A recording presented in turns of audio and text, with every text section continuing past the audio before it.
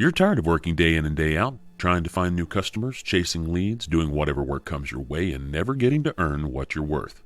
You do it because you love the work, and you're passionate about serving older customers and their families. We get it.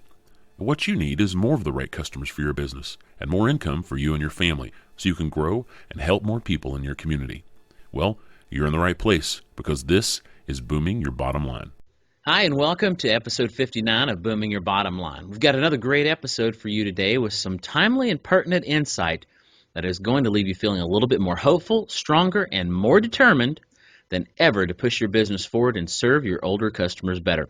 This week, we're talking about accessibility with a specific focus on a few current things going on in the media that are not only pretty darn interesting, but also very applicable to you and the work you do. Yeah, it sure is. You know, people have different ideas about what accessibility means, and that makes sense since everyone has their own perspective. But for the sake of clarity, I want to make sure we're all coming at this from the same direction today. Accessibility refers to the design of products, devices, services, or environments as a whole for people with different abilities, or to use an older school term, disabilities. The concept of accessible design ensures both direct access, i.e. unassisted, and indirect access, meaning compatibility with a person's assistive technology. For example, computer screen readers or walkers, whatever it is, okay?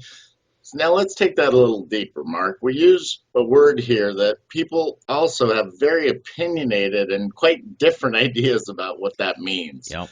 Disability. And that means, for the purpose of a baseline definition, a physical or mental condition that limits a person's movements, senses, or activities. I point both those out because I want to be precise with you on what we're talking about here. There's a major surge of new research and development around all different kinds of products and devices and services, or even entire environments that are to be used unassisted by people who have certain physical or mental conditions that may limit their physical range of movement or affect their senses or alter their ability to perform certain activities. Now, those same products, services, devices, and environments are compatible with the things these folks will need to use to help them with those conditions as they go about their own daily lives, with the goal of continued independence and empowerment. Okay, so my point here is that accessibility can be an issue for nearly anyone, regardless of age. Someone in a wheelchair, or someone uses a walker, or someone that has diminishing eyesight, which we all go through, or maybe they just have limited strengths in their legs, like can't walk very far without rest, or maybe they have balance issues. I mean, the list goes on. Gosh, guys, I've torn my Achilles tendon, which is the one goes behind your heel and up the back of your calf. Playing basketball, I was 28 or 30 when I did that. I couldn't use the stairs in my own house for a week, okay? This stuff affects everyone, and it can affect anyone at any point in their life. Essentially, a portion of the older consumers you're working for now or want to do work for, a large portion of the older demographic in this next 20 or 30 years, they're all going to need more solutions around the subject than ever before. And that's right, Aaron. It's a statistical fact, and it's important for you to know that people are really starting to pay attention to this idea of accessibility as it relates to their homes and their daily lives.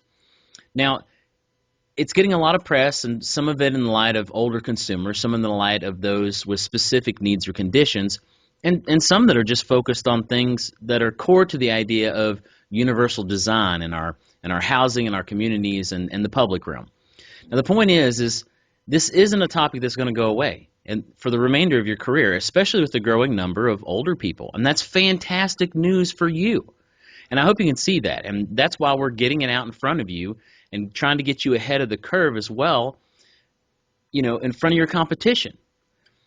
You see, it doesn't matter if you're a remodeler, an interior designer, a realtor, an occupational therapist, an in-home care agency, if you're in transportation, home maintenance, the list goes on. This resurgence in the topic of accessibility is an indicator of a swing in the direction of entire markets toward a tone and language of inclusion for all and ease of living.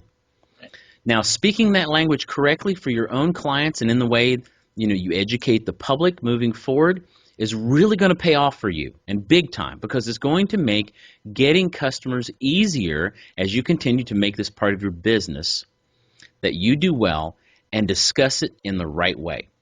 Now, it's going to be something people are thinking about. And to illustrate just how much steam and momentum this is getting, we want to point out a few recent events that we discovered. And Aaron, you take the fun one first. Okay. Yeah, so let's start with Lego. You know, that company that makes those plastic building blocks we all grew up with and figurines for children. Not that I ever play with them. Okay, maybe I do, Right. but all right, I'll admit it, I do. I have an 8-year-old and an 11-year-old, so this is part of my life too. Well, they just unveiled their newest sets of people, and finally it includes a figure with a wheelchair.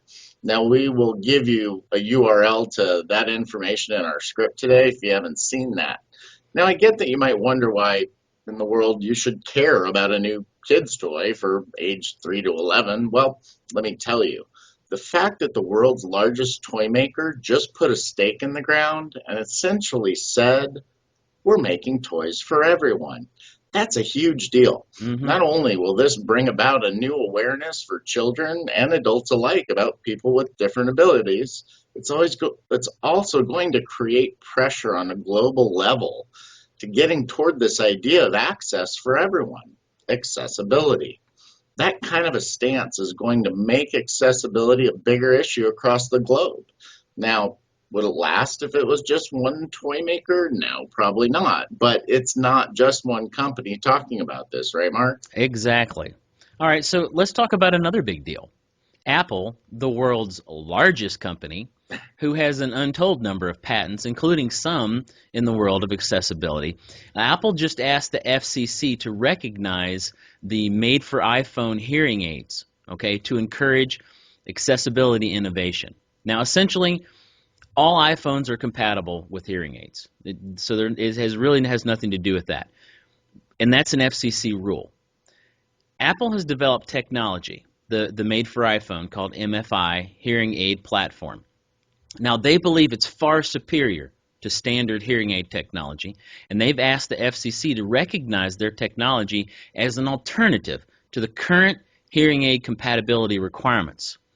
And they believe that would further the development of new and improved ways to better phone accessibility. Now, they are on the cusp of disrupting the entire sector that's focused on hearing. This is huge because it's going to ensure that more people will know about Apple's hearing technology, which of course is going to get more people to buy iPhones. Mm-hmm. But in terms of what we're talking about today, it is going to put accessibility in front of customers and companies.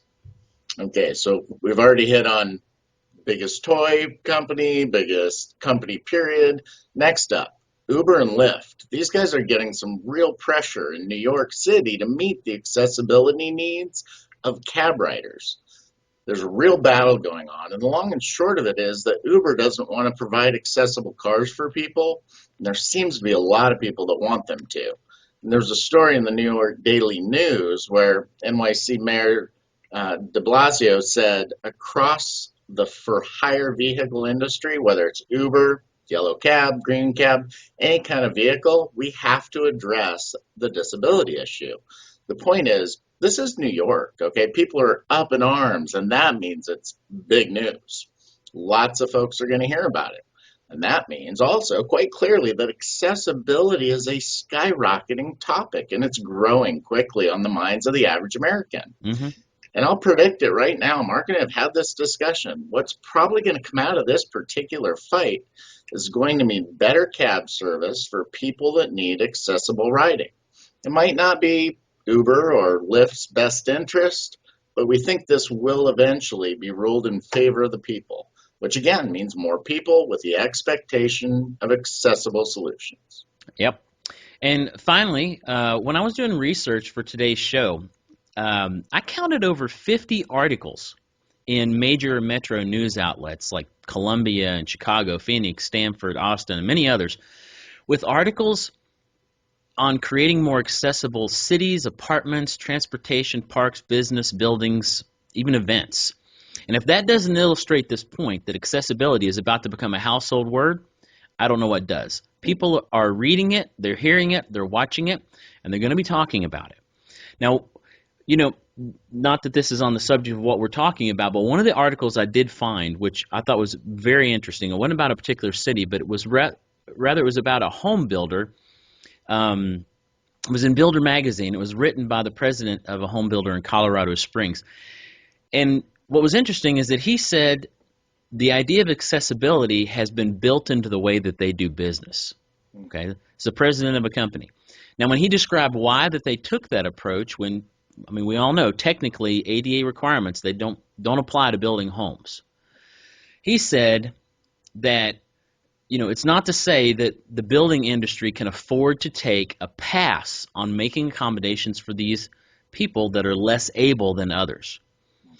Over the years, they've chosen to go beyond thinking of the required laws when building homes to thinking what would be the most beneficial for the people they're building them for. And more often than not these days, he said that he was one of the first ones to suggest considering accessibility options in a home as a standard practice, right? So they're essentially future-proofing houses for people, which is we all know, being in this industry, that's what it's all about, right? Getting out in front of the curve of what these people are going to need. But that a major builder is going to take that stance and build it into the way that they do business, I just think, that's phenomenal.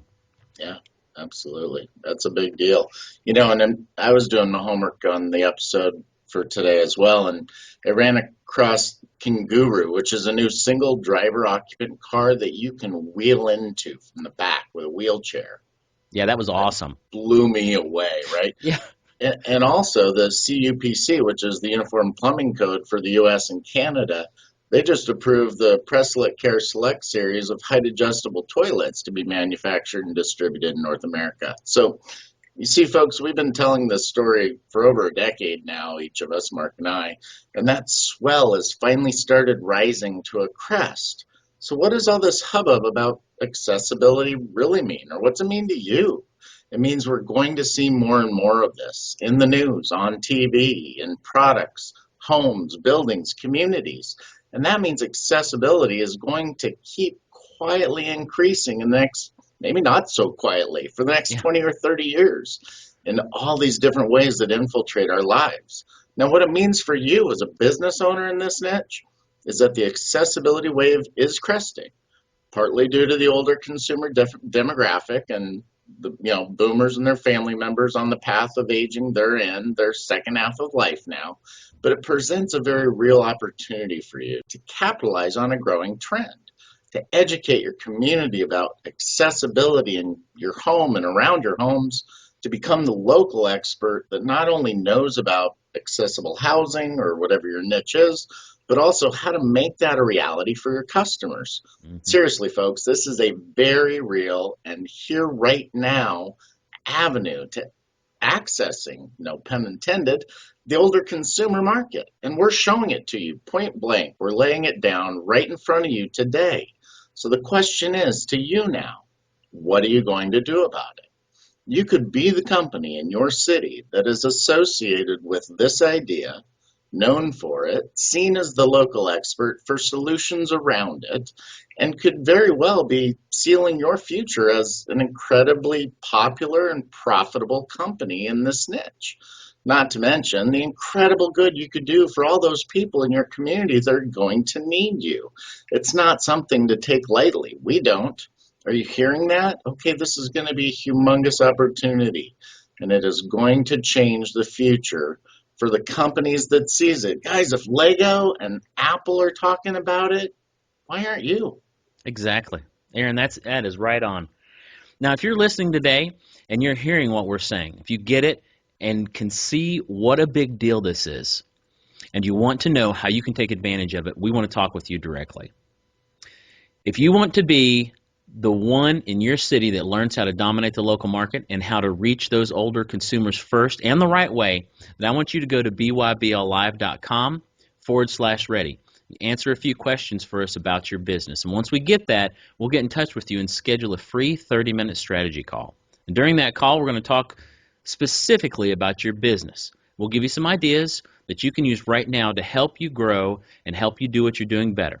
And if we see that you're really serious about the opportunity to become a business that older consumers prefer, then we're going to tell you about how we can help you do that. Yeah, absolutely.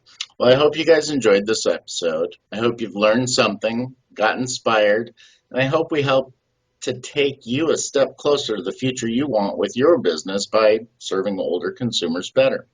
Thanks for listening, and until next time, be well, be bold, and boom, your bottom line.